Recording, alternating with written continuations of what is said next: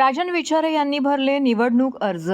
ठाणे लोकसभा मतदारसंघाचा युतीचा उमेदवार गुजरातमधून आदेश आल्यावरती ठरणार. त्यानंतरच ही जागा एकनाथ शिंदे यांना की भाजपाकडे जाईल हे स्पष्ट होईल, असं वक्तव्य युवा सेना प्रमुख आदित्य ठाकरे यांनी ठाण्यात केलं आहे. ठाणे लोकसभा मतदारसंघातून शिवसेना उद्धव बाळासाहेब ठाकरे पक्षाचे उमेदवार राजन विचारे यांनी आपला उमेदवारी अर्ज आज दाखल केला. तत्पूर्वी महाविकास आघाडीच्या मार्फत काढण्यात आलेल्या रॅलीत आदित्य ठाकरे हे सहभागी झाले होते.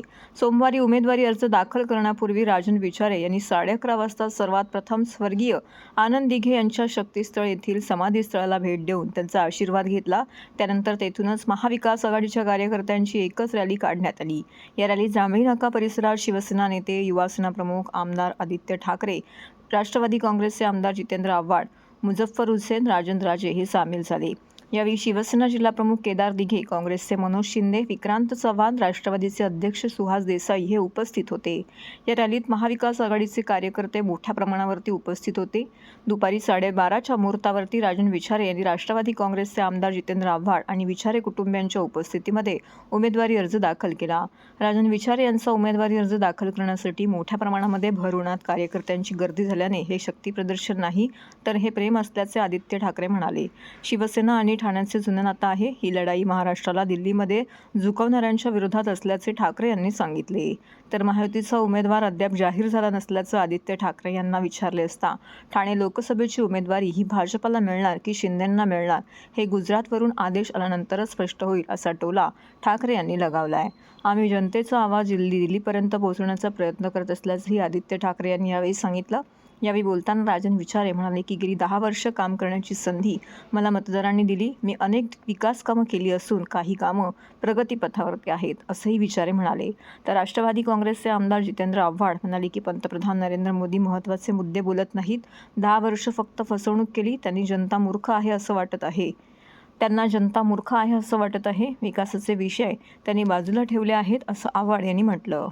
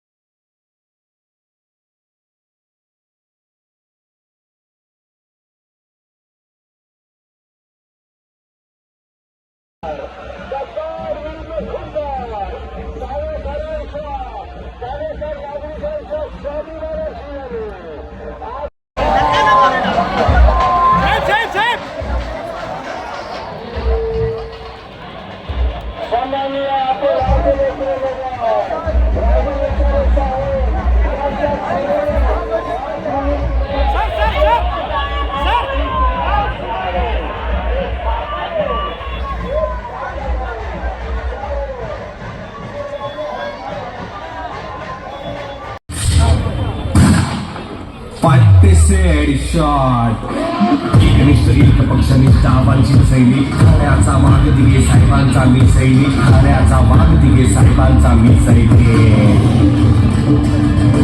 सामान्य जनतेपासून सत्य तुम्ही लपवले, शाखेत दोन्ही आमचा छंद गुंड घुसवली. तर या ठिकाणी लोकसभेचे तिसरे उमेदवार तुम्हाला दिले हॅट्रिक करतात. आज जर बघायला गेलं तर बहुसंख्येने या ठिकाणी जनता तुमच्या या ठिकाणी सहभागी झाले, काय सांगणार? मला वाटतं गेली 35 वर्ष या ठाण्यामध्ये तुम्ही बघितलं असेल, 4 वेळा नगरसेवक, त्यानंतर महापौर, त्यानंतर आमदार आणि त्यानंतर 2दा ठाणे लोकसभा मतदारसंघाचा खासदार म्हणून मला विक्रमी मताधिक्याने या ठिकाणी निवडून दिले. ते माझे ठाणेकर असतील, माझे नवी मुंबई जागरूक नागरिक असतील, त्याचबरोबर मीरा भाईंदरमधले नागरिक असतील. आणि 2024 साली जेव्हा लढाई होणार आहे एका निष्ठावंत वाघाची आणि गद्दारांची, तेव्हा 2014 आणि 19चे सगळे लीड मोडून देशातील सगळ्यात जास्त आघाडी घेऊन जर कोण निवडून येणार आहे तर तुमच्या माझ्या हक्काचा नेता राजन विचारे साहेब निवडून येणार आहेत आणि आपण सगळ्यांनी त्यांच्या सोबत खंबीरपणे उभं राहायचंय. ही लढाई ही संपूर्णपणे वन साइड आहे. एका बाजूला विचारे साहेबांनी गेले 3 महिन्यापासून हातात मशाल घेऊन प्रचाराचा धडाका लावलेला आहे. समोर विरोधक अजून मैदानात यायला तयार नाही आणि त्यामुळे आपल्या सगळ्यांना आता पुढचे 15-20 दिवस जेवढा जास्तीत जास्त वेळ देता येईल तेवढा जास्तीत जास्त वेळ द्यायचा आहे. मशाल आपलं नवीन चिन्ह हे घरोघरी पोहोचवायचंय. 24 लाख मतदार आहेत. 24 लाख मतदारांपर्यंत पोहोचायचंय आणि किमान 12 ते 13 लाख मतं ही शिवसेना उद्धव बाळासाहेब ठाकरे पक्षाला मिळवून द्यायची आहेत. ती तुम्ही मिळवून द्याल. इंडिया आघाडीचा विजय कराल. महाविकास आघाडीचा विजय कराल. या दिघे साहेबांच्या ठाण्यामध्ये आजही गद्दारीला गाडून दाखवाल अशी मी अपेक्षा व्यक्त करतो. तुम्ही ओळखाय एवढं तुम्ही अक्कलवान आहात ना. ठाण्यामध्ये मक्तेदारी झाली. मक्तेदारी केंद्रात सरकार येणार आहे. आपलं राज्यात सरकार आहे. उद्याच्याला कुठलाही उद्योगपती किती उड्या मारायला लागला किंवा किती काही आवाडायला लागला तर त्याचं नाक कुठं दाबायचं आणि कसं त्याचं तोंड उघडेल हे सगळ्याला माहिती असतं. आपलं केंद्रात सरकार येणार आहे. आपलं राज्यात सरकार आहे. उद्याच्याला कुठलाही उद्योगपती किती उड्या मारायला लागला किंवा किती काही आवाडायला लागला तर त्याचं नाक कुठं दाबायचं. आता उद्योगपतींना दम, सर्वसामान्यांना दम, टपरीवाल्याला दम. अरे तुमच्या बापाचा महाराष्ट्र आहे काय? हे अजित पवारांना घडवलं कोणी? आणि त्या शरद पवार उभ्या आयुष्यात महाराष्ट्रात कोणाला दम दिलेला नाही आणि दम देऊन मतं मिळतात काय? म्हणजे उद्योगपतींनी लक्षात ठेवावं आमचं वरती पण सरकार आहे आणि खालती पण सरकार आहे. त्याच्याने काय बिघडतं? या चाचा धरते काय किसी काय वाटतो? आपण बघतोय की व्हिडिओ येतोय. आपल्याकडे व्हिडिओ येत आहे. आदरणीय गृहमंत्री आपले अमित शहा जाहीररित्या सांगताय त्या व्हिडिओमध्ये की आम्ही हे SC ST OBC आरक्षण संपवणार आहे म्हणून एकदा तुम्ही परत आम्हाला निवडून द्या. याच्याकरता आपल्या महापुरुषांनी आपल्या प्राणांची आहुती दिलेली नाही. आपल्या प्राणांचा त्याग दिलेला नाही. आपल्याला स्वातंत्र्य याच्याकरता मिळालेलं नाही की याने दिलेली प्राणांची आहुती आणि बलिदान हे फक्त हे लोक संपून टाकूया. येणाऱ्या 20 तारखेची लढाई ही तुमची आमची नाहीये, हे निष्ठावंतांची आहे. हे हिंदू हृदय सम्राट बाळासाहेब ठाकरे यांच्यावरती प्रेम करणाऱ्यांची आहे. उद्धव बाळासाहेब ठाकरे यांच्यावरती प्रेम करणाऱ्यांची आहे आणि त्यांच्यावरचा झालेला अन्याय हे त्याच्याबरोबर लढा देणारी आहे. त्याचबरोबर या देशाची घटना तुम्हाला मला वाचवायची आहे आणि म्हणून इंडिया आघाडी पक्षाचे या घटकाचे सर्व पक्षाच्या कार्यकर्त्यांना आपली विनंती राहील की येणाऱ्या 20 तारखेच्या निवडणुकीसाठी पूर्ण ताकदीने आपल्याला मैदानामध्ये उतरायचं आहे आणि राजन विचारे साहेबांना मशाल या चिन्हावरती हाताचा पंजा या हातामध्ये मशाल धरून आपल्याला त्यांना बहुमताने विजय करायचा आहे. धन्यवाद. जय हिंद, जय महाराष्ट्र, जय भीम.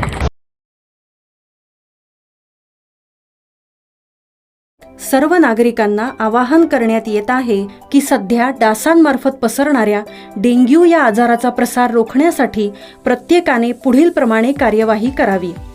डेंग्यू आजार एडिस इजिप्ती हा डास चावल्याने होतो. या डासांची पैदास साचलेल्या किंवा साचवलेल्या स्वच्छ पाण्यामध्ये होते. 8 दिवसांपेक्षा जास्त दिवस पाणी उघडे व साचून राहिल्यास त्यात डास अंडी घालतात. अंड्यांच्या अळ्या तयार होऊन पुढे डास तयार होतात.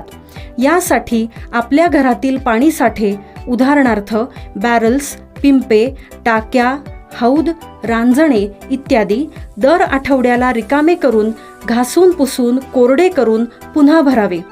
1 दिवस कोरडा दिवस म्हणून पाळावा. पाणी साठ्यांना घट्ट झाकणे बसवावीत किंवा जुनी साडी, चादर, धोतर यांनी बांधून झाकून ठेवावीत म्हणजे डास त्यात जाऊन अंडी घालणार नाहीत. घराच्या गच्चीवर, आजूबाजूला, अंगणात कोठेही पाणी साचू देऊ नये. भंगार सामान उघड्यावर टाकू नये. उदाहरणार्थ टायर्स, प्लास्टिक सामान, कुंड्या, टाकाऊ वस्तू इत्यादी. अशा सामानात पावसाचे पाणी साठून त्यात डेंग्यूच्या डासांची पैदास होते. घरातील कूलर्स, फ्रीजच्या पाठीमागील ट्रे हे देखील वेळोवेळी कोरडे करावेत. लक्षात ठेवा, नुसत्या फवारणीने डास घनता कमी होत नाही, तर त्यासाठी डास पैदास ठिकाणे नष्ट करणे ही आपल्या सर्वांची जबाबदारी आहे. कोणताही ताप अंगावर न काढता जवळच्या शासकीय रुग्णालयात मोफत औषधोपचार घ्या. अशा प्रकारे नागरिकांनी सहकार्य केल्यास डेंग्यूचा प्रसार रोखणे सहज शक्य आहे.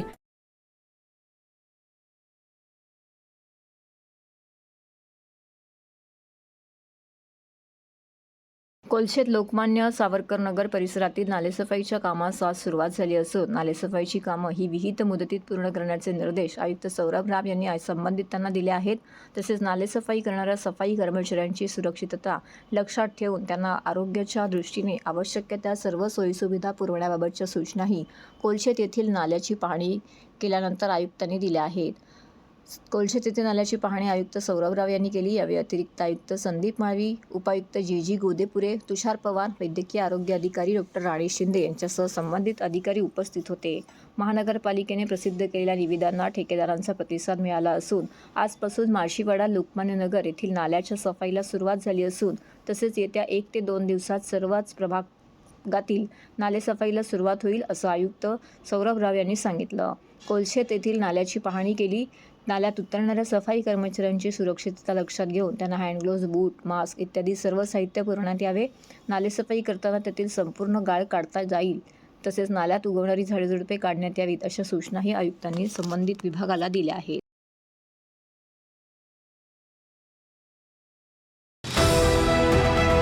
TJSB सौर शक्ती कर्ज, गो ग्रीन, करा वीज बिलावर बचत. आकर्षक व्याजदर, 84 महिने परतफेड कालावधी, 80% लोन, व्यावसायिक आणि उद्योजकांकरता सुद्धा. अधिक माहितीसाठी तुमच्या जवळच्या शाखेला भेट द्या किंवा संपर्क साधा. 1800-223-466 आणि 1800-266-3466.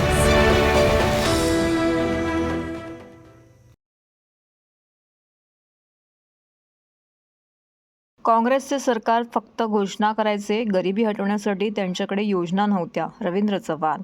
खारेगाव येथील महायुतीच्या मेळाव्याला उत्स्फूर्त प्रतिसादात देशाचे पंतप्रधान नरेंद्र मोदी दिवसातील 24 तासांपैकी 18 तास सर्वसामान्य लोकांसाठी काम करत असून त्यांनी देशात गेल्या 10 वर्षात 1800 पेक्षा जास्त योजना दारिद्र्य रेषेखालील लोकांसाठी यशस्वी करून दाखवल्या आहेत. त्यामुळे देशातील सर्व लोकांचे मत हे मोदींना आहे. आधीचे देशातील काँग्रेसचे सरकार मात्र फक्त घोषणा द्यायचे, गरिबी हटवण्यासाठी त्यांच्याकडे योजना नव्हत्या अशी घणाघाती टीका महाविकास आघाडीवरती करून यावेळी महायुतीचे उमेदवार डॉक्टर श्रीकांत शिंदे यांनी या मतदारसंघातील केलेल्या कामांमुळे मागच्यापेक्षा जास्त मतांची आघाडी घेणार तसेच हॅट्रिक घेऊन विजयी होतील असा आत्मविश्वास राज्याचे सार्वजनिक बांधकाम मंत्री रवींद्र चव्हाण यांनी खारेगाव येथे कल्याण लोकसभा मतदारसंघातील महायुतीचे उमेदवार डॉक्टर श्रीकांत शिंदे यांच्या प्रचारासाठी आयोजित करण्यात आलेल्या मेळाव्यात केला. यावेळी महायुतीचे उमेदवार खासदार डॉक्टर श्रीकांत शिंदे यांनी आपण कल्याण लोकसभा मतदारसंघाचा चेहरा मोहरा बदलला असून देशाचे पंतप्रधान नरेंद्र मोदी यांना तिसऱ्यांदा पंतप्रधान बनवण्यासाठी अब की बार 400 पार आणि महाराष्ट्रातील 48 जागेपैकी 45 खासदार निवडून आणण्याचा निर्धार महायुतीच्या नेत्यांनी केला आहे. कल्याण लोकसभा मतदारसंघात 10 वर्षात केलेली कामे, शासन आपल्या दारीच्या माध्यमातून शेतकऱ्यांसाठी, महिला वर्गांसाठी 50% सवलत, ज्येष्ठ नागरिकांसाठी आरोग्यदायी योजना असो ही केलेली कामं, मुख्यमंत्र्यांनी राज्यात व शहरात केलेली कामं प्रत्येक घरापर्यंत पोहोचवण्याचं आवाहन शिंदे यांनी मेळाव्यातील महायुतीच्या कार्यकर्त्यांना यावेळी केले. यावेळी महायुतीच्या मेळाव्यासाठी भाजप सार्वजनिक मंत्री रवींद्र चव्हाण, कल्याण जिल्हा प्रमुख गोपाळ लांडगे, शिवसेना उपनेते दशरथ पाटील, आमदार निरंजन डावकरे, राष्ट्रवादीचे अजित पवार गटाचे प्रवक्ता आनंद परांजपे, नजीब मुल्ला, माजी महापौर नरेश मस्के, मनसेचे शहर अध्यक्ष रवींद्र मोरे, शहर प्रमुख नरेंद्र शिंदे, महिला संघटक लता पाटील, माजी नगरसेवक उमेश पाटील, माजी नगरसेविका अनिता गौरी यांसह अनेक पदाधिकारी मान्यवर उपस्थित होते. या मेळाव्याला आधी शिवसेना विस्तारक राहुल लोंढे, रवींद्र मोरे, आनंद परांजपे, दशरथ पाटील यांनी संबोधित केले. यावेळी शिवसेना, राष्ट्रवादी, भाजप, मनसेच्या व RPI कार्यकर्त्यांनी मोठ्या संख्येने गर्दी केली होती. यामध्ये महिला कार्यकर्त्यांची संख्या मोठी होती. उमेश पाटीलजी ते उपस्थित आहेत की कशा प्रकारे जे आहे हा ब्रिज आपण पूर्ण केला. सिमेंट कॉन्क्रीटचे रस्ते असतील, असे अनेक कामं जी आहेत ही आपण या कळवा असेल, मुंब्रा असेल, मोठ्या प्रमाणामध्ये निधी असेल MMRDAच्या माध्यमाने तो आपण दिला. रेल्वे स्टेशन्सवरचे विकास कामं असतील, एस्केलेटर्स असतील, FOB असतील, फ्लायओव्हर असेल, 5वी 6वी लाईन असेल, या सगळ्या गोष्टी ज्या आहेत ते गेल्या 10 वर्षामध्ये सगळे रखडलेली कामं देखील आपण पुढे नेण्याचं काम आपण केलेलं आहे. तर आपल्या सगळ्यांना ही कामं प्रत्येक घराघरापर्यंत जायची आहे, प्रत्येक लोकांपर्यंत घेऊन जायची आहे. आपल्याकडे अहवाल जो आहे हा की येणारी निवडणूक तुम्हाला आम्हाला सर्वांना एक वेगळ्या पद्धतीने सर्वांपर्यंत जाऊन, सामान्य नागरिकांपर्यंत जाऊन त्या सर्वांना या निवडणुकीचं महत्त्व पटवून देणारी निवडणूक आहे. ही निवडणूक एखाद्या मतदारसंघाचा खासदार निवडून देण्यासाठी ही निवडणूक नाहीये. ही निवडणूक देशासाठी आणि देशाचं येणाऱ्या काळामध्ये हित जपण्यासाठी असणारी निवडणूक आहे. कल्याण लोकसभेचे उमेदवार आदरणीय श्रीकांत शिंदे यांना कल्याण लोकसभेचे उमेदवार दिलेले आहे. आज खारेगावमध्ये सर्व पक्षमेळावा आयोजित केला होता. यामध्ये शिवसेना म्हणजे बाळासाहेब शिंदे सभाचे गट, त्याच्यानंतर राष्ट्रीय काँग्रेस अजित पवार, त्याच्यानंतर आपल्याकडे मनसे, RPI, रासप आज सर्व पक्षाचा मेळावा आयोजित केला होता. आपल्याला सर्वांना कल्पना आहे की 2014मध्ये माननीय श्रीकांत शिंदे यांना कल्याणची उमेदवारी दिल्यानंतर आपण ते प्रचंड बहुमताने विचार आलेले आहेत. 2019 निवडणूक झाली, आता 2024ची निवडणूक एकच म्हणाल की आपला जो विकास करतो या भागात लोकसभेचा जो विकास केला असेल तो माननीय श्रीकांत शिंदेने केला आहे. त्यांना संसदरत्न पुरस्कार मिळायचा उद्देश कर विकासा सभागृहामध्ये तो आपला आवाज उठवतो. कल्याण मतदारसंघामध्ये आपण किती कामं केली, आपल्या भागाचे काय प्रश्न असतील ते. मी असं म्हणेल का माझ्या कळवा, खारेगाव, पारशी या भागामध्ये त्याने 488 कोटी रुपये दिलेले आहेत. तुम्हाला सांगतो हे काम त्यांचं बोलतो. समोरचा असल्याचा आरोग्य उड्डाण ब्रिज आपल्या आजच सांगतो का त्यावेळेला पालकमंत्री आदरणीय शिंदे साहेब होते, त्याने पाहणी दौरा केला. सुद्धा शिंदे साहेब, मान्य खासदार साहेब होते, सुद्धा दशेदादा होते. दशेदादाने 1945 संघर्ष स्थापन केली आणि सांगितलं गेलं का या भागातला आरोग्य उड्डाण ब्रिज सुद्धा राहायला पाहिजे आणि मैदान सुद्धा राहायला पाहिजे. आपल्या युगात असं आहे की आरोग्य उड्डाण ब्रिज झालेला आहे, त्याला धर्म आनंदकेचं नाव दिलं आहे आणि जो ब्रिज आपल्याकडे जो मैदान जो आहे त्या मैदानाला हिंदू हृदय सम्राट बाळासाहेब ठाकरे नाव दिलं आहे. हे महत्वाचे काम आहेत. त्याचं खारेगाव फाटक आहे, खारेगाव आपला नाका हा स्काय वॉक 2020ला मंजूर केला आहे. खरं आपल्याला माहिती आहे का आजच्या कार्यक्रमाला सार्वजनिक मंत्री रवींद्र चव्हाण होते, सर्व पक्ष नेते होते. तर आम्हाला बोलायचं होतं पण वेळेच्या अभावी आम्हाला त्या बोलता आलं नाही. पण आम्हाला स्वतः असं वाटतं का आमच्या भागातले प्रश्न आहेत, आमच्या यातले खासदार काय काम करतो, विकासाचे कामे बोलणार आहे. आणि मला विश्वास आहे येत्या 20 मे रोजी आमची निशाणी धनुष्यबाण आहे. धनुष्यबाणापासून आपण सगळे आमच्या भागातील आमचे सैनिक असतील, आमचे सर्व पक्षाचे प्रचंड बहुमताने विजय करी. आमच्या बाबतीनं आजचा हा मेळावा माझ्या असंख्य कार्यकर्त्यांनी चांगल्या पद्धतीने मेळावा हा साधा यशस्वी झालेला आहे. महापालिका वास्तूंच्या सुरक्षा आणि सौंदर्यासाठी कायापालट मोहीम आखण्याचे महापालिका आयुक्त सौरभ राव यांचे निर्देश.